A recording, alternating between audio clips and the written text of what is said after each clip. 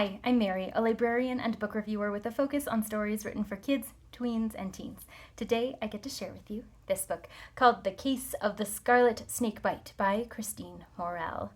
Nothing much happens in the sleepy town of Crooks Bend, much to the chagrin of 12-year-old Amber, who would like nothing more than to solve mysteries like the characters in her favorite stories by Agatha Christie.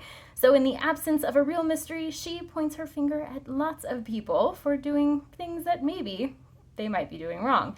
More often than not, though, she ends up getting into trouble for pointing that finger because there hasn't been any wrongdoing after all. But when a mysterious and wealthy family comes to stay at her and her mom's B&B, things start to shift a little bit, and there might be a mystery there after all. Luckily, Amber knows just what to do, and she has the support of friends and family in order to solve the mystery before it's too late. This fun middle grade mystery reads like a typical whodunit. There's lots of red herrings, a lot of potential bad guys in the story, and she is the one to put it all together.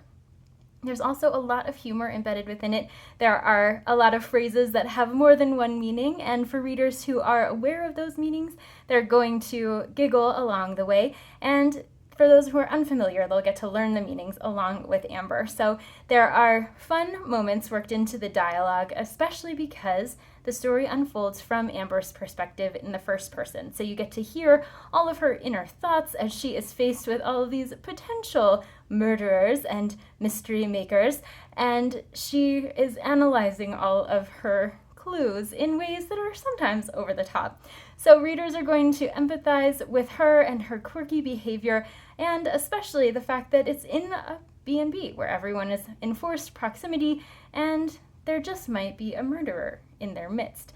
Because it is a middle grade story, it moves very quickly. There's a lot of emotion worked into it as well. So not only is Amber going after all these mysteries, but she has an ulterior motive. She wants to convince her dad that he can move back home and she can put her family back together. She sees this as the potential way to do that, and that emotional roller coaster that she's on adds a depth and complexity to the story as well.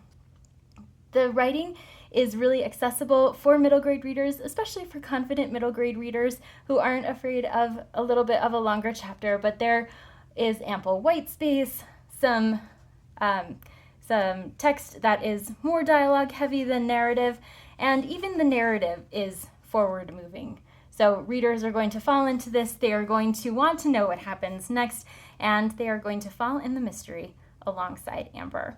So this is great for middle grade readers who are into mysteries, who might be ready to graduate from Nancy Drew into something a little bit more difficult. And this doesn't lose any of the fun that comes with those typical whodunits. If this sounds like a great fit for you or for someone you know, I hope you look for it wherever you get your books.